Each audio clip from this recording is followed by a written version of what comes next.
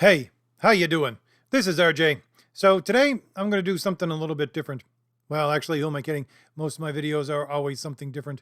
Anyways, what I'm going to talk about today is the fact that I can see around us, and we can all probably see around us, that we're making some impact on the entertainment systems as they are monolithic in their messaging to us right now. And we're pushing back against that monolithic message, and they're starting to get the idea that these things don't make money. We are making inroads into the public consciousness about the fact that these things are not really accepted, etc., etc. But what I want to talk about is the fact that while all that is well and good, I honestly think there's going to be, in the near future, a major pushback against us in a surreptitious way. Let's put it that way. And I think this underhanded movement against us who are pushing back against this monolithic message is going to happen because of the very fact that no one is looking for it. But before I get there, I just want to remind everyone that the Indiegogo page for my graphic novel, actually for both of my graphic novels, Thomas Valiant and the Valiant Heroes, has gone into demand. You can still buy those books at that Indiegogo page. The link for it is in the description. Both books are 82-page giants that focus on heroism, epic storytelling, and fun. You are looking at some of the spectacular art from both of those books. And also, I have just opened up the early bird sign-up page for my next graphic novel, the campaign for which will be starting in about 6 months. And I want to get as many people signed up as possible. That's why I'm starting it this early. That book is titled Crumbling, the Destroyer. It is old school sword and sorcery, the kind you would find in, 1980s Marvel Conan the Barbarian, or early D&D, or early RPGs.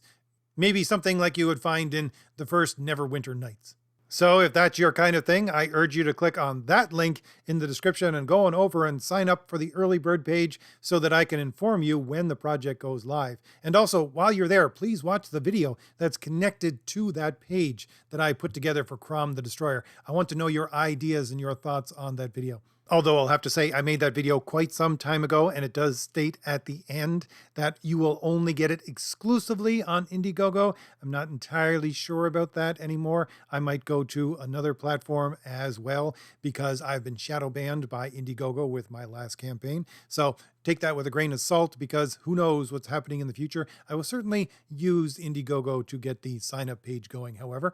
And right now you're looking at some of the spectacular art for Crom the Destroyer in the background. We actually have a good amount of the art already done for Crom the Destroyer. Anyways, if any of that sounds appealing to you at all, if you like superheroes, if you like sword and sorcery, you might want to click on either or both of those links in the description and go on over and see if my graphic novels are for you. But back to my topic. I want to talk about what I see as a possibility of a major pushback, one that is not going to be really viewed by the general public within the sphere of entertainment to push once again the message that is being monolithically presented right now as progressive ideology. And I said I'm doing something different because, quite honestly, I'm not going to be giving you what I usually give as a normal argument. This is actually a story idea that just popped into my head. I like to write science fiction and fantasy. No, I'm not really a tinfoil hat conspiracy theorist. I want to write a story about this because this would make an interesting dystopian idea for a story. However, I don't have the time to write this story, and quite simply, I'm sort of slow at writing stories, and by the time I actually would write the story, if I had the time, the answer to these questions probably would already be there, and it would be outdated. However, if any of you want to write a story on these lines, you go right ahead. So again, as a good story, I'm always saying you need to have a reflection of reality. It needs to be a rhetorical argument, and a rhetorical argument goes back to parts of argumentation where your audience accepts what you have to say. So I'll give you right off the bat what my premises that I accept as the basis of this world is. And the basis of this world and this idea that I'm thinking about, wherein there would be this major pushback within entertainment,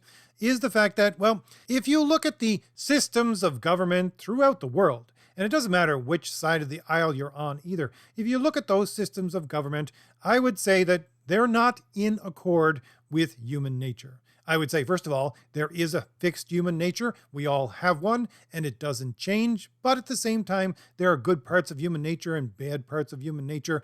That is to say, there's a broken part of human nature, which not only Christians acknowledge, but goes all the way back to the Romans and the Greeks. You could go into the pre-Socratics and into their mythology, and they would talk about this broken human nature. Now, so my supposition is the fact that you see, all the governments around us today, they operate on a twisted idea of what human nature is, if they believe in any human nature at all.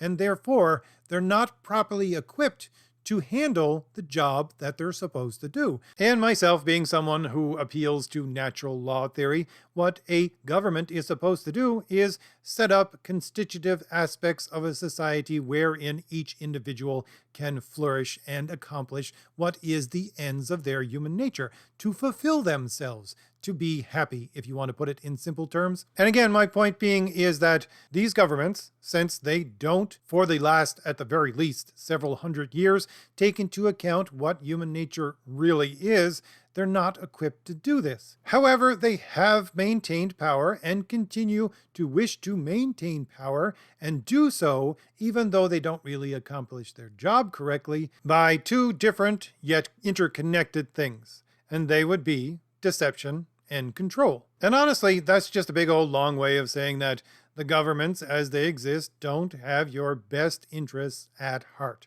And a lot of people, even people who are diametrically opposed to me and my way of thinking about the political, would probably agree with that on some level. They just don't agree with me on how we should fix the problem. But here's the thing. There is one other axiom that I wish to add to this entire thing. And that axiom is the following. And it comes from Marcus Aurelius. And a lot of you have probably heard it before. It's that all victory is won through the organization of the unexpected. And that's the thing. I see these governments and the fact that they can't produce what they're actually claiming they have been producing for quite some time, and they wish to maintain control, and their control is starting to wane. And so, what are they going to do to maintain that control? What are they going to do to be victorious once again? Well, they're going to organize something unexpected. And I think that organization of the unexpected is going to come through entertainment. Now, just briefly for a couple of minutes, I want to talk about this loss of control over the last little while. And you could just think of this as wild speculation on my part. As I said, science fiction and fantasy. I'm just fantasizing about events that could possibly be, just like any good science fiction and fantasy writer. Well, number one, let's look at the fact that these governments, in their attempt to control their populations, have done so through preying upon that broken part of human nature and appealing to the things in that broken part of human nature that actually make people submissive.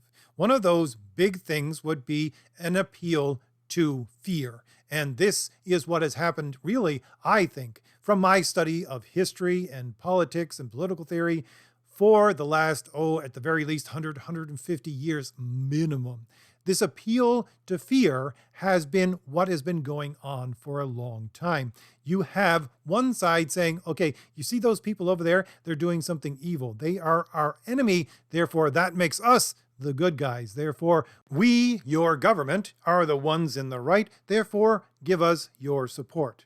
And this is, as I said, happened over and over again. Through my study of history, you look at the last 150 years, this is what happened when, let's say, the anarchists popped up their head. They said, oh, they're the enemy. Therefore, we're the good guys. We're fighting against them. Then it happened again with the fascists. Then it happened again with the communists. And every time the side that was opposed to these ideologies says, you see, because I am opposed to them, that makes me the good guy. That makes me in the right. But here was the problem. In the early to mid-1990s, this started to fall apart. And I was starting to study political science at that time very intently, right around the time where you started to see the fall of the Berlin Wall and communism in the Soviet Union be destroyed. And you had these prominent, very prominent voices within political theory saying, you see, we are the good guys. You see, there are no enemies left for us to defeat. We're the only ones left now. Therefore, the entire world is just slowly going to become one big liberal democracy. And I looked at that and I went, huh? Are you sure about that? And the process, I would say, anyways, of the last 20 years is people going, since you, the government, have believed your own hype that you are the hero of this world story and therefore don't need to appeal to fear anymore, since that happened, I've been looking at the way you operate and I'm saying to myself, I'm not entirely sure you're in the right. I'm not entirely sure you're the one I want to follow. Perhaps I want to go my own way. Perhaps I want to go in a different direction. Perhaps I want to go back to tradition and go back to the traditional ways that people would govern themselves or their families before you came along. And personally, I think that questioning mindset that people have started to have over the last 20 years got a big reaction in the last couple of years, but that's neither here nor there. The point I'm trying to make is they sort of abandoned this appeal to fear about 20 years ago. So it's not in their tool bag anymore, but they certainly have other ones that they could depend on. But those two have been crumbling over the last little while. Look at things like socialized medicine or socialized old age security, things like that. The government saying, look, if you want to be comfortable, if you want me, the government, to take care of you, you simply have to do what we say. But those socialized systems have been crumbling for quite some time now. And I'll give you just, again, pure science fiction on my part example. Let's look at the fact that for over 20 years, these national health systems, if you live in one of those countries, have been saying every time we have a flu season, we're just about overwhelmed and we can't stand it. We need more money. And the government kept on saying, too bad you're not getting it because we don't have it. And then all of a sudden, pure science fiction and fantasy, we have a massive, flu outbreak that is severe, that lasts for over 2 years. And that would just destroy the socialized medicine system within all of these countries. And so people would get locked up in their homes and not able to get sick so they don't go to the hospital so that it doesn't fall apart. So, with slogans coming out saying things like, protect the national health system, all that kind of thing. Let's say that was to happen. And so people are starting to realize, hey, wait a second, this might not be as secure as I expected it to be. Or at the same time, you have economists coming out and saying, this program that you've been paying into for all of your life, where you actually think you're going to get some security in your old age, and the government will give you this money back so that you don't have to work at that time, yeah, that might not be around. Let's just, again, pure science fiction and fantasy, say that operational control of the government is starting to wane. Whereas people, normal citizens, are looking at these socialized systems and going, I don't know if these are going to be around much longer. Therefore, why am I following what the government is telling me to do? Because it's holding this over my head like the sword of Damocles saying, do what I say or I'll take it away. It's going to be taken away anyways. And that system of control is starting to wane. Or again, pure science fiction and fantasy on my part, let's say that the control of the media or the way that information flows out to people is no longer able to be controlled. Let's say the internet allows people to directly connect with each other and the normal systems of information transference from a government to the people, which is the news, is in the dumps so that nobody trusts it anymore. And so that system of control is no longer there. Let's say that happens. And even smaller things could happen, like, say, the cult of personality that revolves around famous people. Let's say that just goes into the toilet. And those famous people no longer have any real say or influence over what the general population thinks. When all of these systems of control start to fall, dominoes one after another, what is left to these government systems in order to convince the people, I'll put that in quotation marks, deceive the people, control the people in order for them to maintain power, in order for them to stay in operational control, even though their policies don't work.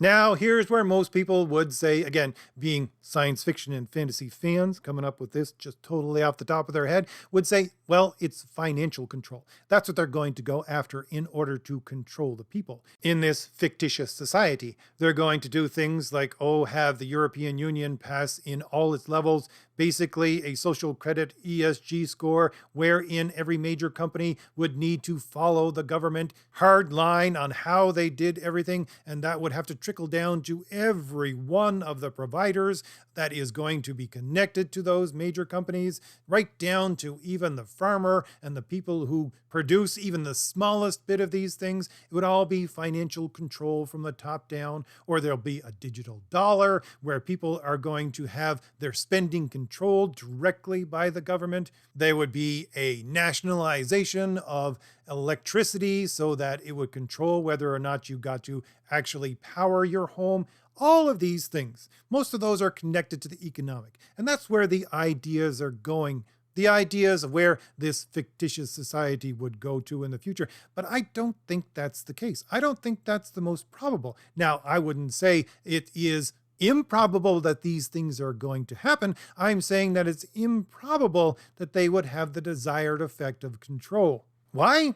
Because I lived through the last 2 years where people have been telling me that I couldn't go to, the hardware store or buy certain things at a store. I had to go a certain way down a lane when I got into the store. I had to have a de facto hazmat suit on if I wanted to come into their parking lot. I'm sorry, it was idiotic. I wanted to go into an open air plant sale that was just outside and they would not let me in. It was ridiculous. But that was the last straw for me. And this is personal experience speaking. You know what? I found ways around all of this because, I live in the northern climes of North America where all this ridiculousness happened. And so if I wanted to go to a hardware store, guess what I did? Well, a lot of Amish live around where I am, so I went to their hardware stores. They actually have pretty good ones, and they don't give a rat's behind about any of this nonsense.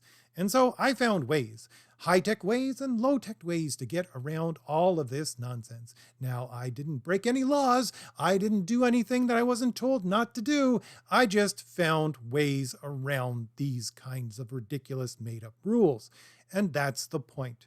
I think there are plenty of people out there like me. Unfortunately, not the majority of people, but enough of us, so that some bright-eyed, bushy-tailed American would say, you know what? I'm going to be the next billionaire by creating an Amazon-like system that is completely separate from all of this nonsense, and we're going to be the alternate economic system that allows people to keep their freedoms. Because, quite honestly, I can see people, and a lot of economists are saying, we're not just in a recession, but this is going to hit pretty hard in the next little while. Some are even saying that this is going to make the Great Depression look like child's play. Now, if those kinds of things were to happen, again, total science fiction and fantasy on my part, if those things were to happen in the future, I could see people saying, look, I don't have enough money to feed myself 3 meals a day anymore. I don't even have enough money to feed my children 3 meals a day anymore. However, I'm not going to do what you tell me to do to get a full belly. Why? Because I value my liberty above a full belly. Again, not the majority of people, but enough of those people out there would say this. And so they would say, for the sake of my liberty, the liberty of my children, I'm going to find an alternate way. And that's the thing. I have confidence that that would happen if such were to come to pass. But again, that's my entire point. You see, people are already ready and prepared for this. People are already setting up in various ways in various places alternate economic systems and models so that this does not happen to them again. Even me, with the whole crowdfunded comic, I Was Shadow Banned on Indiegogo. I'm looking into alternatives. People are setting up right now alternatives where we can go to, where we might use as a secondary place or even a primary place where we don't have to listen to any of this nonsense. People are doing this and are starting to prepare for that eventuality, whether it comes or not. And that's kind of why I'm doing this entire thing. My channel centers around heroes. The heroic comes from the liberty of the individual, the free will of the individual. If you want to try to stamp out my liberty, yeah, you got another thing coming. But there is one system of control that no one is seriously looking at. Now, there have been a couple of YouTubers, medium-sized, I would say, that are starting to pick up on this, like Paul Joseph Watson. Previously, he had ignored almost completely the entertainment aspect of it, just pushing it away with the back of his hand, but he's starting to come around. But at the same time, it really isn't in the public consciousness, nor is anybody really going to be prepared if this happens. And it is a system of control through entertainment. And many of you are probably saying, well, that already exists today. No, I'm talking about something much, much deeper, sort of a nationalization of entertainment. If you look at, well, again, where Paul Joseph Watson lives, he lives in the UK, where there is government controlled television and radio systems.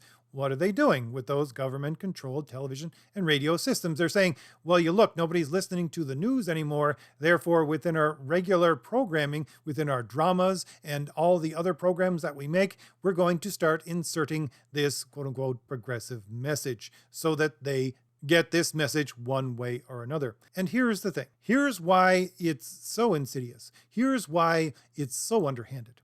The point is that I've been talking about this for quite some time now, actually, according to the norms of human nature and reason and logic. I've been saying that, look, you engage your suspension of disbelief. This suspension of disbelief allows for these ideas to creep into your mind, especially if you're exposed to them over and over again.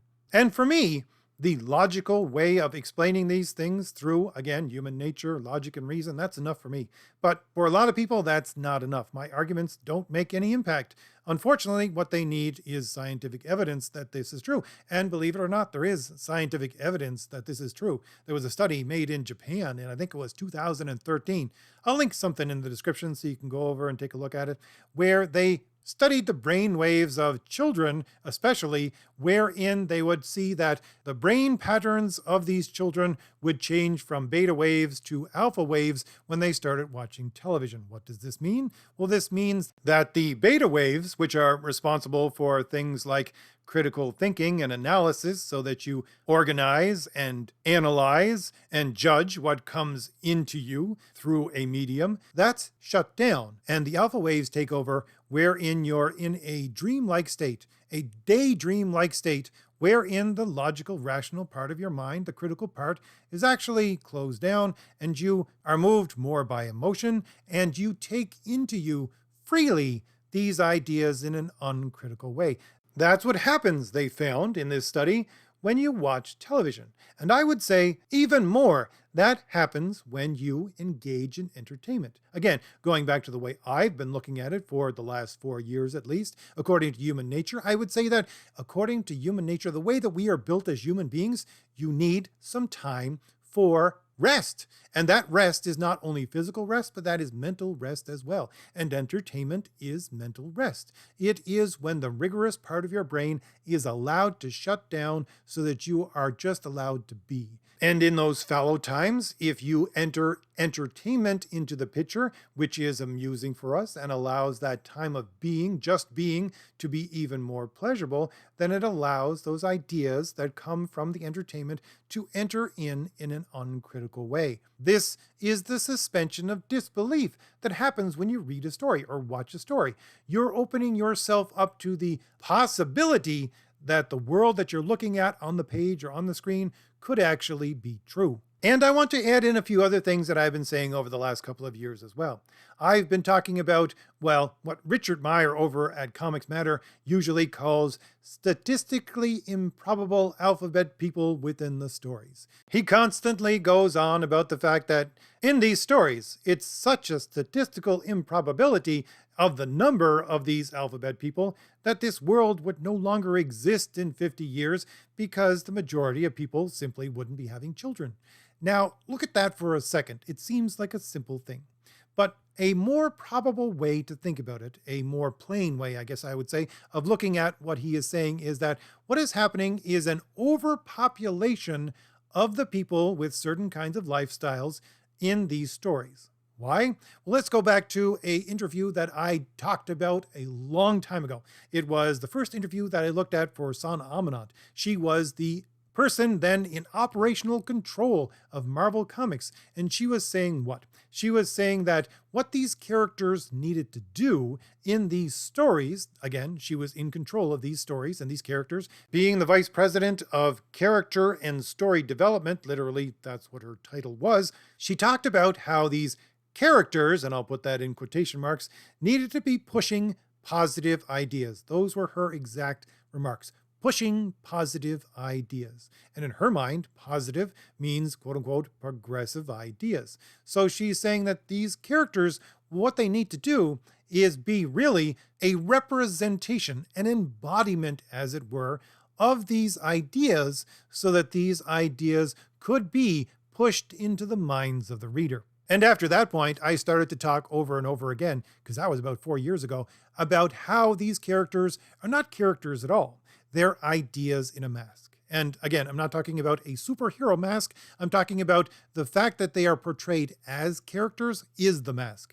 They're just ideas. They're ideas in a body that looks like it is a character, but it actually isn't. So in this world, you're getting an over-representation, an overpopulation of certain ideas. What kind of ideas? Well, quote unquote, progressive ideas, of course. And then in the same interview, she goes on to talk about how this is a psychological thing, how these stories are going to become the new mythology.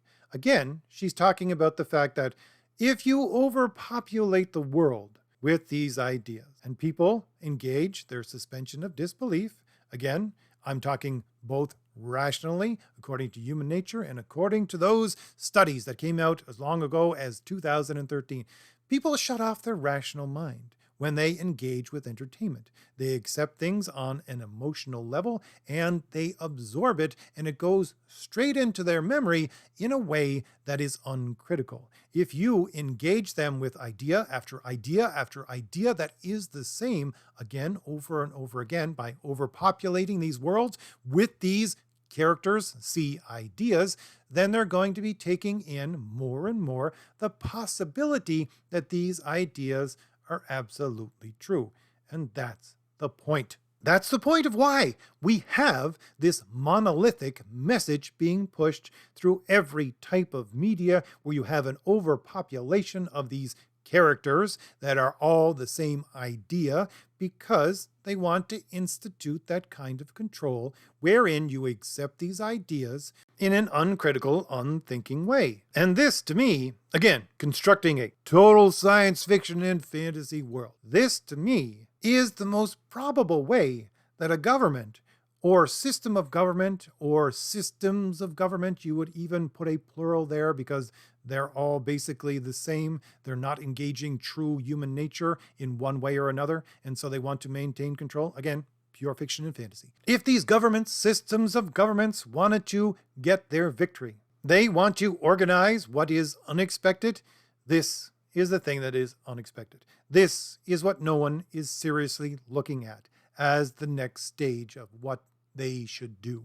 Because, again, go back to that idea that I said. If you have people and they're saying to themselves, you know, I can't feed my children or myself 3 meals a day anymore, but you're not taking away my liberty. But the opposite side of that is that I could see a mass number of people, the majority of people, say to themselves, even if we get into a situation that is worse than the Great Depression, this mass would say to themselves, you know what? I can't feed myself 3 meals a day anymore. I can't even feed my children 3 meals a day anymore. We're going to have to go hungry, but I'm not giving up my Netflix account. Can you see that happening? I could see that happening. And here's the thing. Again, look back at history.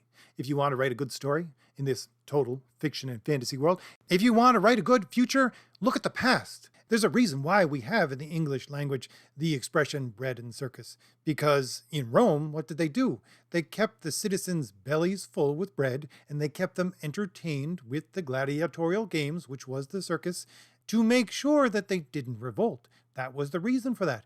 What would happen if the circus has become so all-encompassing and so engrossing that you no longer have to give people bread? And you don't have to go back that far in any way. If we're talking about a new depression, well, what happened last time when we had a Great Depression? Where did people get that entertainment? Which, again, according to their human nature, they need that fallow time. They need that kind of entertainment to allow themselves to rest. What did they do? Well, this is the time when Hollywood became a juggernaut. This is the time where you had what is known as the golden age of cinema, or at the very least, the beginning of the golden age of cinema. Why? Because you had these studios pumping out entertainment that could be reasonably affordable to people who had almost nothing so that they could escape their lives, escape the misery that was around them by going to watch a movie. And in those movies, they concentrated on very specific ideas. This is laid down as part of history. Some of those very specific ideas, which you can see in those old films, is to portray rich people and portray them as if they were the ones who are the idiots that caused this entire problem. And they did that for two reasons. Number one, portraying rich people up there on the screen was to keep people moving, was to keep America working, to keep those little guys who had nothing hooked on that idea of, you see, the rich still exist and you can be one of them because there is still that possibility for you, while at the same time making fun of those rich people to say, you see, all of this wasn't your fault. All of this was their fault. We're going to make fun of them along with you. This was the premise of so many of those movies. And this was what they ran with over and over again in those entertainment centers, which were the movies that people escaped to. And if they understood all of that back in the 30s, what do you think they understand right now? How much of this do you think that people in control understand? How much do you think they're going to use this to use entertainment in a way that is meant to control people? Especially if all of the other systems of control have now been either debunked or are in question within the minds of most people. Again, pure science fiction and fantasy on my part. Pure engaging of the what if idea on my part. But I'm doing that because the reason why it would work is because no one is looking for it. Forget about nationalization of energy boards or a digital dollar or ESG scores that don't allow you to actually purchase stuff. Forget about all of that. What you need to worry about is what you can't see. Imagine a nationalization of, in this total science fiction and fantasy world, of entertainment. And some people out there might say, hey, it already actually exists. Well, at the very least, I can tell you, I can still produce my crowd-funded comics. I can still produce alternative entertainment, and so many other people can as well. And we can show up these ridiculous ideas. But again, the only reason why I'm going over this science fiction and fantasy tale, over this mental experiment to try to see where this road leads, is to say that, let's say some of this happens. Well, the big question in this story is, what would people do in this situation to defend their liberty?